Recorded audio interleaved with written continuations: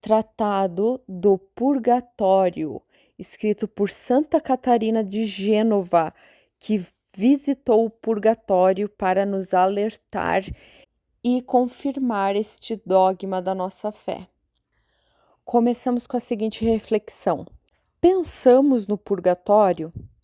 Pensamos muito menos do que conviria às almas daqueles que estão nele e que deveriam receber de nós mais frequentes e maiores ajudas, e muito menos do que conviria a nós mesmos, pois guardaríamos nossa fidelidade ao Senhor com muito mais cuidado se fôssemos conscientes na fé de que aquilo que neste mundo não tenhamos chegado a purificar de nossos pecados, com a ajuda da graça, haverá de ser purificado em nós por Deus na outra vida, mediante as penas do purgatório. Então, uma coisa já para pontuar: os nossos pecados são perdoados pelo sacramento da confissão. Não é se confessar em casa com Deus, conversar com Deus. É um sacramento. Na Igreja Católica, a gente faz o sacramento da confissão, ou também chamada de reconciliação, e os nossos pecados são perdoados. Porém, o pecado ele deixa uma marca que precisa ser limpa, vamos dizer assim. Nós temos que pagar pelo pecado que cometemos. Perdoar, se livrar do pecado é uma coisa, mas a gente precisa se livrar de uma pena temporal dele. Então, a gente pode pagar essa pena aqui, ou se livrar dela por indulgências, ou a gente vai passar um tempinho no purgatório.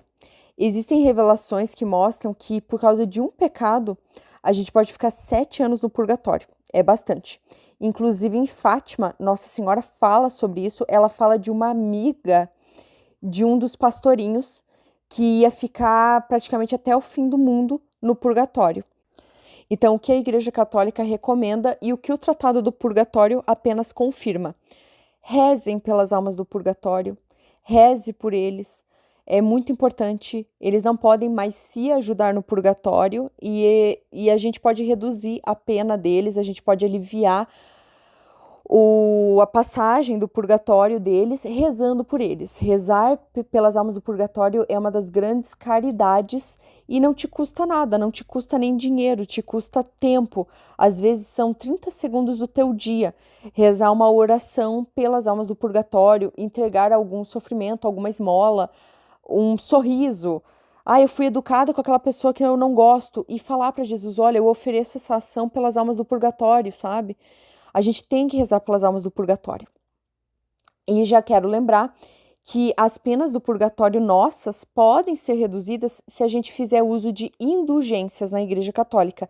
E um exemplo de indulgência que eu gosto muito são as orações.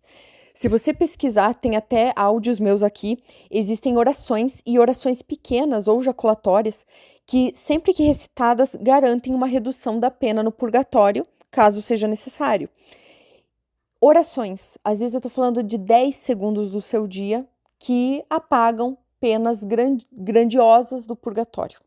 Então, enfim, o Tratado do Purgatório é para lembrar a gente desse dogma, dessa verdade de fé, e lembrar que, claro, o nosso objetivo é a vocação da santidade e, pelo menos, não cair no inferno, né? Pelo menos. Tanto é que tem todos os áudios do Tratado do Inferno.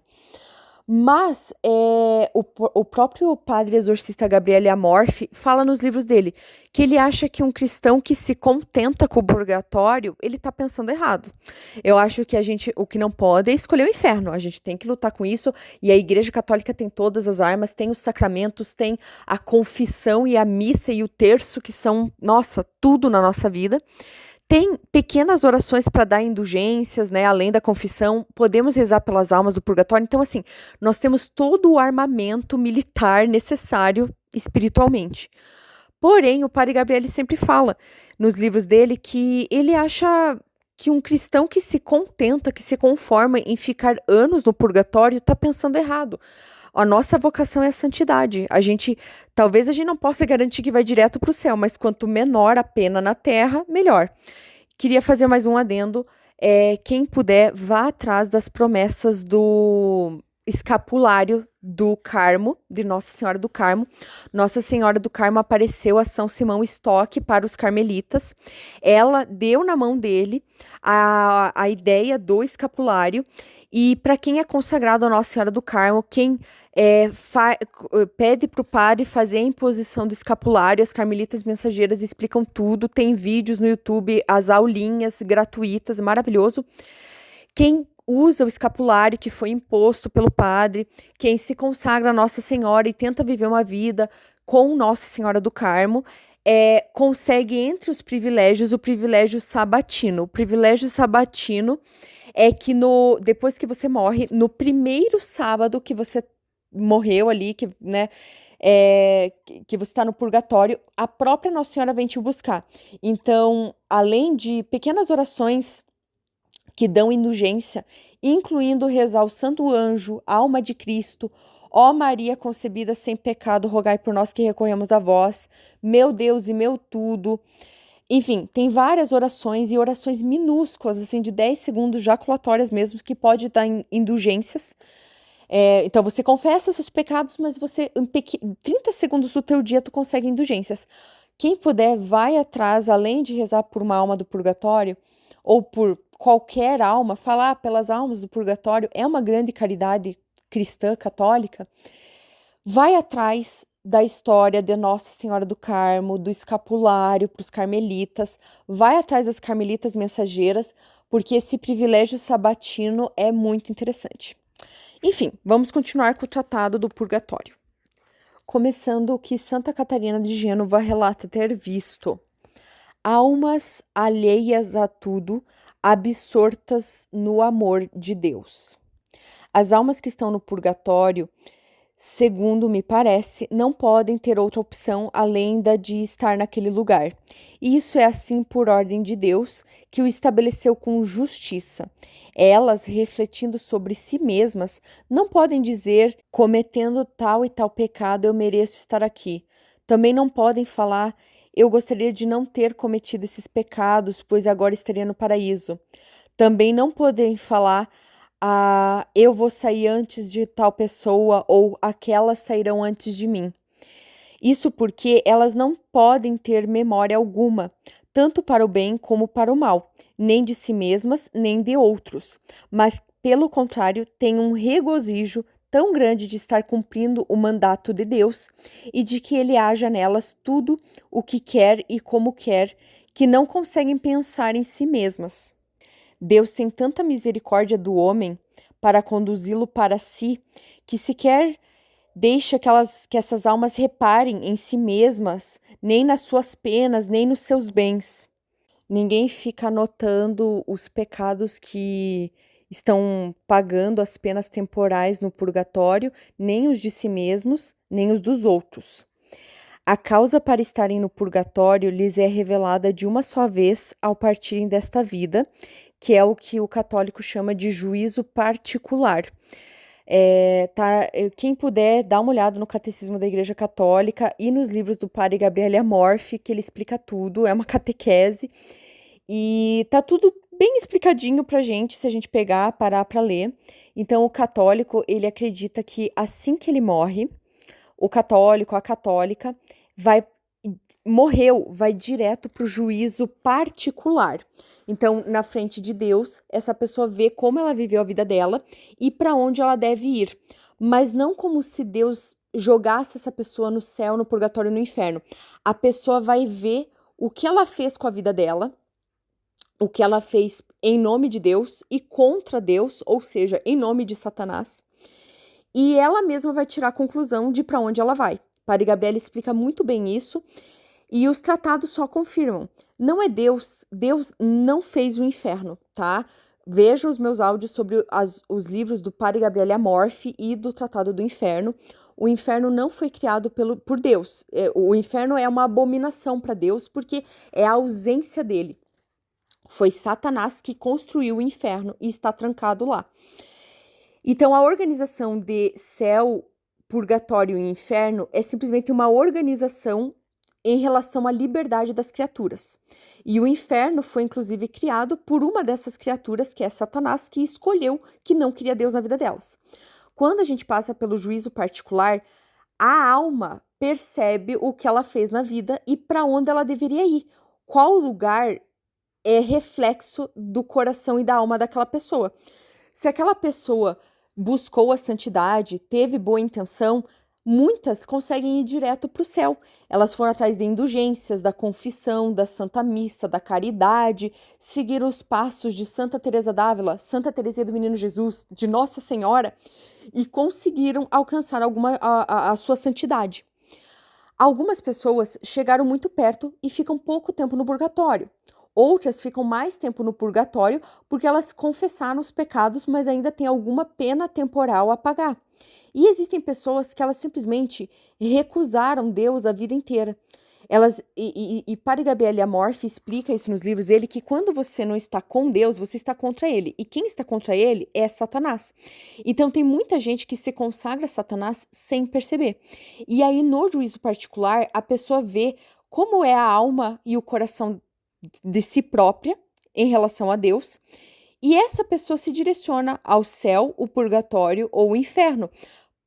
Simplesmente porque ela está buscando o que faz sentido para sua existência. Então Deus não é esse juiz carrasco. Pelo contrário, no Diário de Santa Faustina, e também não só no Diário de Santa Faustina, nas aparições de Jesus, a irmã Maria Pierina, a Santa Brígida, Santa Catarina de Sena, Santa Gertrudes, enfim, todas as vezes que Jesus aparece, que Nossa Senhora aparece, eles são tipo, por favor, se agarrem na misericórdia, sigam os ensinamentos da igreja, vão atrás disso, a gente quer salvar o máximo de almas, mas vocês são livres para escolherem. Então, o que a Santa Catarina de Gênova explica? A alma passa pelo juízo particular e ela vê para onde ela vai. E quando ela percebe que vai ter que passar um tempo no purgatório, e por que isso vai acontecer, isso é revelado para ela e ela vai para o purgatório. E é isso, ela não fica pensando, porque se você parar a pensar, se a gente fica pensando, a gente fica remoendo. Isso gera escrúpulo de consciência ou ressentimento. Não é isso o purgatório. O purgatório é um fogo que queima e pode doer, mas é um fogo divino, é um fogo do amor divino purificando você. É muito diferente do fogo do inferno. E, ao mesmo tempo, tudo isso faz sentido, porque as pessoas que estão no purgatório, de novo, a gente não deve buscar o purgatório. Padre Gabriele Amorfi sempre diz, que cristão é esse que se contenta em ficar anos, séculos no purgatório? A nossa vocação é a santidade, é passar rapidinho pelo purgatório ou, se possível, nem passar por ele, vai direto para o céu, né? E o purgatório, ele dói, ele machuca, ele é uma tortura de certa forma. Só que as pessoas entendem que não é maldade, é purificação, é diferente do inferno. No Tratado do Inferno, são torturas com o objetivo de humilhar e torturar pela eternidade. É maldade em cima de maldade e blasfêmia em cima de blasfêmia. É a ausência de Deus. O purgatório é fogo, mas não é o mesmo fogo do inferno. É um fogo que queima para purificar, porque nós somos como ouro, e um ouro com impurezas não pode entrar no céu. Então, o fogo é para forjar esse ouro e esse ouro puro ir para o céu.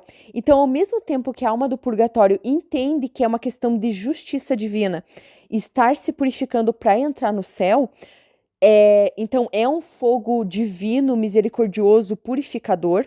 Ao mesmo tempo, toda a literatura, o Tratado do Purgatório, o compêndio do Catecismo da Igreja Católica, Padre Gabriele Amorfi, todo mundo concorda que a gente não deve almejar o purgatório. O nosso alvo é o céu. A gente desvia o inferno e a gente mira no céu. Se acabar caindo no purgatório, acontece. Mas a gente não pode ficar mirando no purgatório, porque também dói ficar no purgatório. Por isso que é uma caridade rezar pelas almas do purgatório.